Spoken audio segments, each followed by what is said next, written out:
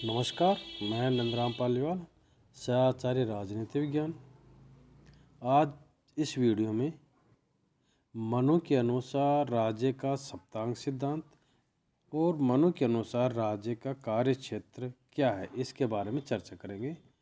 इससे पिछले वीडियो में मनु व मनुस्मृति के बारे में सामान्य जानकारी के बारे में चर्चा की थी। मनुस्मृति में राज्य के 7वें स्वरूप का वर्णन किया गया है। मनु ने राज्य के घटकों के लिए प्रकृति शब्द का प्रयोग किया एवं राज्य की 7 प्रकृतियां स्वीकार की गई हैं, जैसा कि स्क्रीन पर दिया है। स्वामी, मंत्री, पुर, राज्य, कोष, दंड या सेना और 7वां मित्र। तो पहला स्वामी। मनु ने राज्य को स्वामी की संज्ञा दी है तथा नैतिक गुणों, प्रशासनिक क्षमता तथा दायित्व के प्रति निष्ठा से युक्त राजा को राज्य के लिए आवश्यक माना। दूसरा मंत्री। मनु का मत है कि राज्य का कार्य कुशल मंत्रियों के बिना नहीं चलाया जा सकता। मंत्री को राज्य की प्रकृतियों में स्थान देकर मनु ने स्पष्ट कर दिया है कि शासन की शक्ति राजा की निजी शक्ति नहीं है, अपितु ऐसी संस्थागत शक्ति है जिसका प्रयोग राजा सुयोग्य मंत्रियों के माध्यम से ही कर सकता है। मनु ने मंत्रियों के लिए आवश्यक गुणों और योग्यताओं का भी विस्तार से वर्णन किया है। नंबर 3 पर पुर। पुर का अर्थ राज्य की ऐसी राजधानी से है जो भली भांति सुरक्षित हो। मनु ने पुर में सुरक्षित दुर्ग की आवश्यकता व्यक्त की है। मनु ने दुर्ग की कई श्रेणियां हैं, जैसे धनवन दुर्ग, मही दुर्ग, जल दुर्ग, वृक्ष दुर्ग, मनुष्य दुर्ग, गिरि दुर्ग आदि का उल्लेख किया है। राज्य के अंगों में एक अंग के रूप में मनु द्वारा राज्य का उल्लेख कुछ भ्रम उत्पन्न करता। वास्तव में मनु ने राज्य शब्द का प्रयोग जनपद के अर्थ में किया। इस प्रकार मनु ने राज्य में राज्य की सीमाओं के अधीन आने वाली भूमि और उसमें निवास करने वाली जनता को सम्मिलित किया। कौटिल्य ने भी जनपद को राज्य का एक अंग बताते हुए जनपद में राज्य की भूमि और उसमें निवास करने वाली जनता दोनों को सम्मिलित किया है। कोष। राज्य में शासन के पास एकत्रित धन को मनुष्य ने कोष का नाम दिया। मनु की मान्यता है कि राजा के पास समुचित मात्रा में कोष होने पर ही वह प्रजा की सुरक्षा और उसके कल्याण के लिए विभिन्न प्रकार के कार्य करने के दायित्व की पूर्ति कर सकता है। छठा, दंड या सेना। दंड या सेना को मनु ने राज्य की सुरक्षा के लिए अनिवार्य माना। मनु ने सेना के अनेक अंगों यथा हस्ती सेना, रथ सेना, अश्व सेना, जल सेना, पदाति सेना आदि का उल्लेख किया तथा राजा को परामर्श दिया है कि वह सेना के सभी अंगों को सुदृढ़ बनाकर राज्य की रक्षा की समुचित व्यवस्था करे। मित्र। मनु ने मित्र को राज्य के आवश्यक अंग के रूप में स्वीकार करके 2 तथ्यों की ओर संकेत दिया। प्रथम तो यह कि कोई भी राज्य शून्य में नहीं रह सकता और उसे दूसरे राज्यों से संबंध अनिवार्य रूप से बनाने होते हैं। दूसरा यह कि राज्य को अपने उद्देश्य की पूर्ति के लिए यह प्रयत्न करना चाहिए कि उसके अन्य राज्यों संबंध मैत्रीपूर्ण रहे।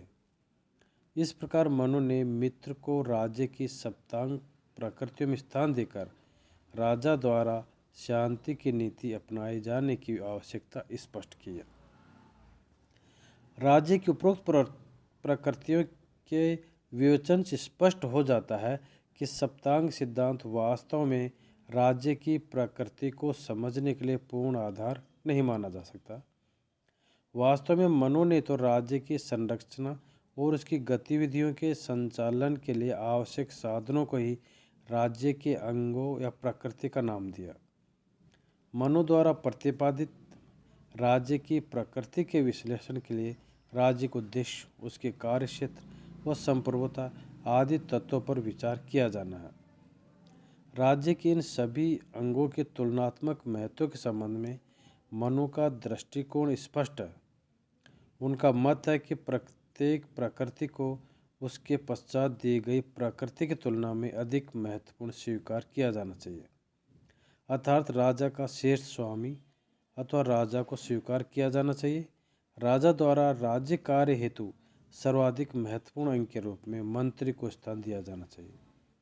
इन दोनों के द्वारा राज्य की प्रशासन व्यवस्था को सुचारू रूप से चलाने के लिए अन्य प्रकृतियों का समुचित उपयोग किया जाना चाहिए। अब मनु के अनुसार राज्य का कार्य क्षेत्र। मनु ने राज्य के कार्य क्षेत्र का व्यवस्थित विवेचन किया। राज्य के दायित्वों में मनु ने प्रजारक्षण, प्रजारंजन एवं धर्म के अनुसार सामाजिक व्यवस्था के निर्वाह को महत्वपूर्ण माना। प्रजारंजन की परिधि में मनु ने राज्य द्वारा संपन्न की जाने वाली विभिन्न कल्याणकारी गतिविधियों को सम्मिलित किया है। पहला, प्रजारक्षण। मनुस्मृति में प्रजा के रक्षण को राज्य का प्रमुखतम कर्तव्य माना गया। ग्रंथ में वस्तुतः प्रजा रक्षण को ही राज्य की उत्पत्ति का मूल आधार स्वीकार किया गया है।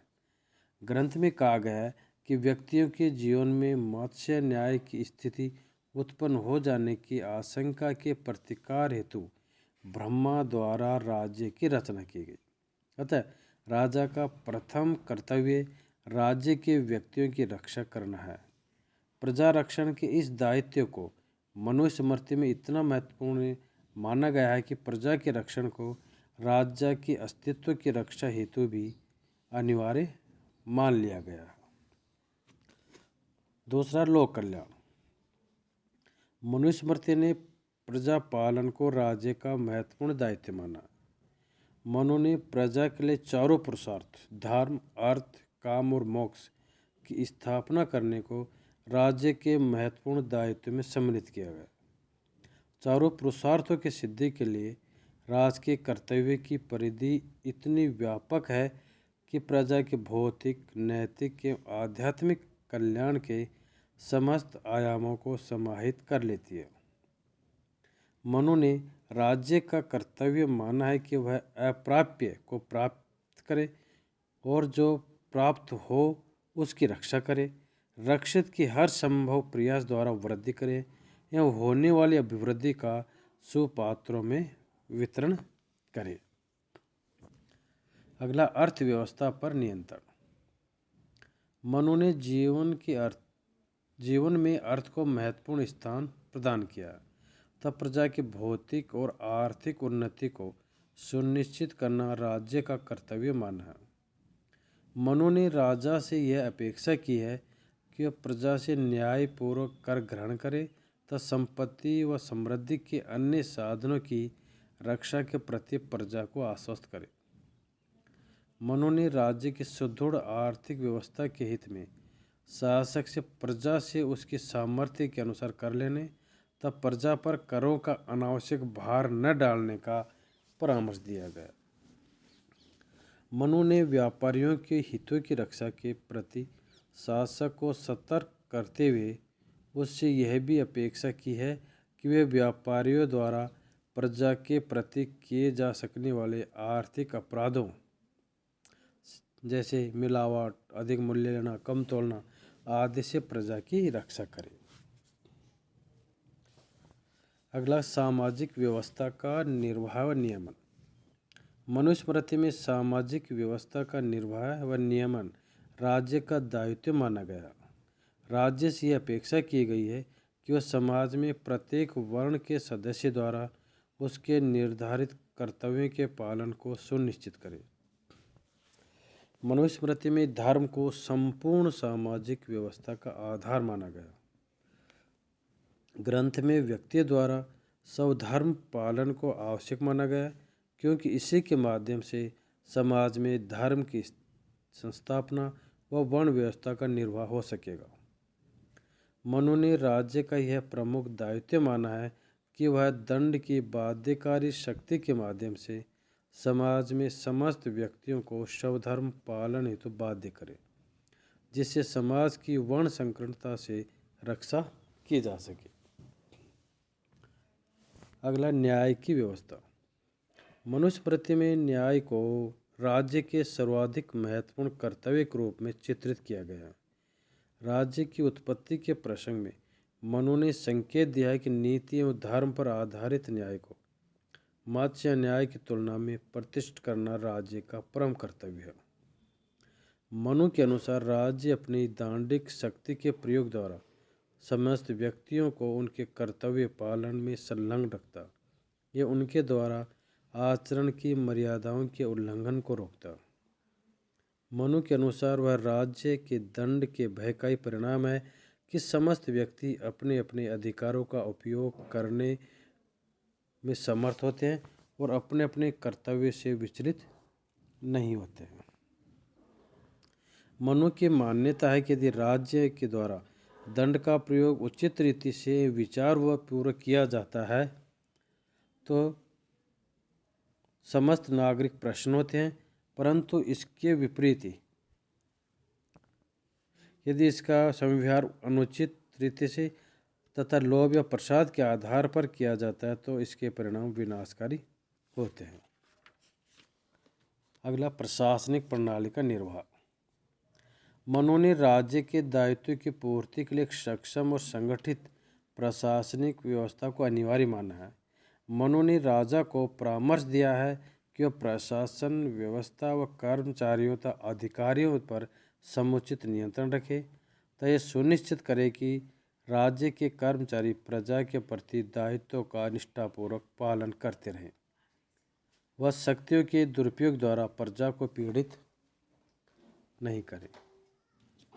अगला, परराष्ट्र संबंधों का निर्वाह। मनु ने परराष्ट्र संबंधों के विवेकपूर्ण संचालन को राज्य के आवश्यक कार्यों में सम्मिलित किया। मनु की मान्यता है कि अंतर्राज्यीय संबंधों के सतर्कतापूर्वक संचालन करना प्रजा को बाहरी आक्रमणों से सुरक्षित रखना है। मनु के अनुसार परराष्ट्र संबंधों में शासक युक्ति और विवेक के प्रयोग द्वारा यह सुनिश्चित कर सकता है कि राज्य को अनावश्यक युद्धों में न उलझना पड़े। मनु ने अंतर्राज्यीय संबंधों के संचालन के लिए एक सैद्धांतिक रूपरेखा प्रस्तुत की है तथा शासक को इस संबंध में मंडल सिद्धांत, षड्गुणी नीति तथा उपायों का विवेक सम्मत पालन करने के लिए निर्दिष्ट किया है। अब शासक के व्यक्तिगत गुण। मनु ने शासक के व्यक्तिगत गुणों के 3 पक्षों का चित्रण किया। शासक के उन्नत व्यक्तित्व के लिए आवश्यक नैतिक गुण, उसके दायित्व के सुदक्ष निर्वाह के लिए आवश्यक विशिष्ट योग्यताएं तथा कर्तव्य के प्रति निष्ठा। शासक के नैतिक गुणों में मनु ने विनयशीलता का सर्वोच्च स्थान दिया। मनु की मान्यता है कि विनय के द्वारा ही शासक राज्य, ऐश्वर्य व पद व प्रतिष्ठा को प्राप्त कर सकता है।